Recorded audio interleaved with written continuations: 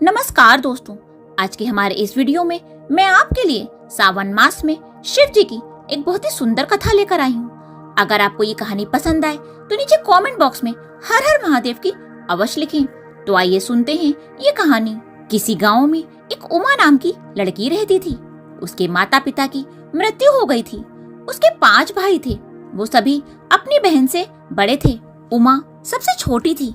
उसकी उम्र भी 5 वर्ष की थी। वह भगवान शिव की बहुत बड़ी भक्त थी। वह रोज मंदिर में जल चढ़ाती थी। उसके भाई पूजा का सामान लाने में उसकी मदद करते थे। सभी भाई अपनी बहन से बहुत प्यार करते थे। उसके सभी भाइयों की शादी हो चुकी थी। धीरे धीरे करके उमा बड़ी होती गई और विवाह के योग हो गई। एक दिन सभी भाई आपस में बात कर रहे थे कि अब हमारा परिवार बड़ा हो गया है और बहन भी विवाह के योग हो गई है। अब इतनी कमाई से कुछ नहीं होगा, तो चलो हम सब मिलकर नौकरी करने के लिए शहर चलते हैं। अब घर में उसकी भाभियां, उनके बच्चे और उमा ही रहते थे। सावन का महीना आ गया तो उमा भगवान शिव की नियम पूर्वक पूजा करती और सावन के सोमवार का व्रत भी रखती थी।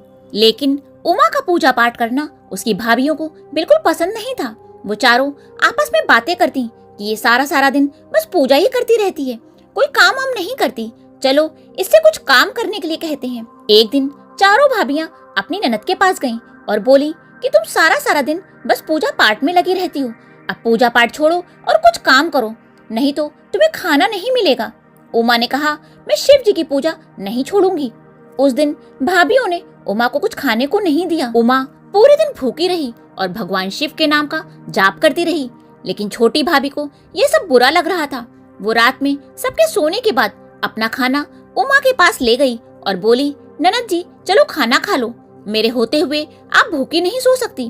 उमा खाना खाकर सो गई। सुबह जब उमा उठी तो उसकी चारों भाभियों ने कहा, जाओ जंगल में जाकर खाना बनाने के लिए लकड़ी लेकर आओ, लेकिन ध्यान रखना बिना कुल्हाड़ी और बिना रस्सी के ही तुम्हें लकड़ी लानी होगी। अगर ऐसा नहीं हुआ तो हम तुम्हें इस घर में नहीं रहने देंगे। भाभियों ने उसे जंगल भेज दिया और उसे पूजा भी नहीं करने दी। उमा जंगल में गई और लकड़ियों को तोड़कर इकट्ठा कर लिया। अब बिना रस्सी के इन्हें कैसे बांधूं? यह सोचते सोचते उमा रोने लगी। तब भगवान शिव प्रकट हुए और बोले, क्या हुआ बेटी, तुम क्यों रो रही हो?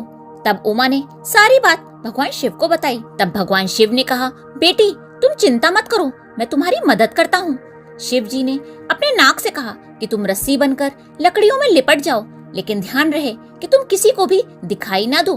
तब नाग देवता रस्सी बनकर लकड़ियों से लिपट गए। उमा लकड़ियों का गट्ठर लेकर अपने घर आ गई और लकड़ी एक तरफ रख दी। नाग देवता वापस लौट गए। उमा ने भाभियों से कहा, भाभी मैं लकड़ी ले आई हूँ। तो भाभियों ने पूछा, किसी से बांध कर तो नहीं लाई ना? उमा बोली, नहीं मैं ऐसे ही लाई हूँ।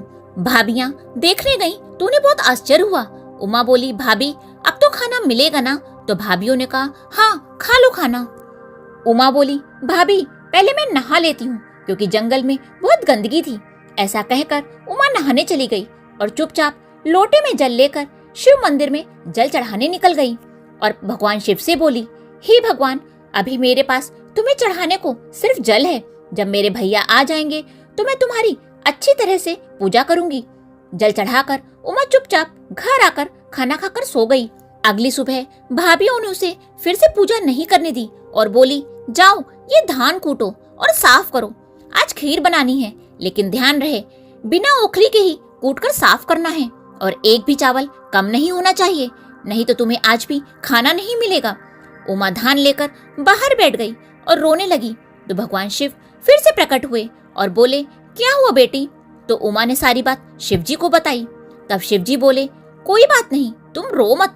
शिव जी की कृपा से वहाँ बहुत सारी चिड़िया आ गईं और कुछ ही समय में चावल साफ हो गए, लेकिन उसमें से एक चिड़िया चावल का एक दाना छुपाकर ले गई। लड़की जब चावल लेकर घर आई तो भाभिया बोली, इसमें चावल कम है, बताओ चावल कहाँ गया, नहीं तो तुम्हें भूखा ही रहना पड़ेगा। लड़की ने कहा, भाभी चावल इतने ही थे। तो भाभिया बोली, नहीं चावल का एक दाना कम है, जाओ लेकर आओ। उमा बाहर बैठकर रोने लगी। तो भगवान शिव फिर से आए और बोले, बेटी अब क्या हुआ? उमा बोली, उसमें से चावल का एक दाना कम है, अगर चावल नहीं मिला तो भाभियां मुझे खाना नहीं देंगी। भगवान शिव ने अपने नाग को आज्ञा दी कि तुम उन चिड़ियों के पास जाकर चावल का दाना लेकर आओ। भगवान शिव की आज्ञा से नाग देवता चिड़ियों के पास जाकर बोले, तुम में से एक दाना चावल का किसने चुराया है, बताओ, नहीं तो मैं तुम सबको खा जाऊंगा। तब डर के मारे उस चिड़िया ने आगे आकर चावल का दाना नाग देवता को दे दिया। नाग देवता चावल लेकर भगवान शिव के पास आए। शिव जी ने वह चावल उमा को दे दिया। तब उमा ने वह चावल का दाना अपनी भाभियों को दिया। भाभियां रोज इसी तरह से उमा को सताने लगी और उसे पूजा नहीं करने देती। फिर एक दिन सावन का सोमवार आया तो उमा ने व्रत रखा, लेकिन भाभियों को जब ये पता चला तो उन्होंने उसे एक काला कंबल दे दिया और बोली, जाओ इसे धोकर लाओ, और हाँ, ध्यान रहे कि ये काला नहीं रहना चाहिए, इसे ठीक से साफ करना। लड़की कंबल लेकर कुएं पर गई और वहीं बैठकर रोने लगी। सावन का महीना था, रक्षाबंधन का त्योहार आने वाला था, इसीलिए छुट्टी लेकर उसके भाई घर आ रहे थे। जब भाइयों ने अपनी बहन के रोने की आवाज सुनी तो उसके पास गए और पूछा, क्या हुआ बहन, क्यों रो रही हो? तब बहन ने सारी बात अपने भाइयों को बताई कि जब से आप लोग शहर गए हो तब से भाभियां मुझे बहुत परेशान करती हैं, खाना भी नहीं देती। आज मुझे ये कंबल दिया है और कहा है कि ये काला नहीं रहना चाहिए। भाइयों को अपनी बहन की ऐसी हालत देखकर बहुत दुख हुआ। सभी भाई अपनी बहन को बाहर खड़ा करके अंदर गए और अपनी बहन को बुलाने लगे। तो चारों भाभियों ने कहा, तुम्हारी बहन अंदर है, पूजा कर रही है। आजकल वह बहुत घमंडी हो गई है, किसी से ठीक से बात भी नहीं करती। यह सुनकर भाइयों को बहुत गुस्सा आया। उन्होंने अपनी बहन को अंदर बुलाया। बहन को देखकर भाभियां बहुत शर्मिंदा हुईं और उमा से माफी मांगने लगी। कुछ समय के बाद भाइयों ने एक योग्य वर देखकर उमा का विवाह कर दिया। उसका पति भी भगवान शिव का बहुत बड़ा भक्त था। अब दोनों पति पत्नी भगवान शिव की पूजा करने लगे।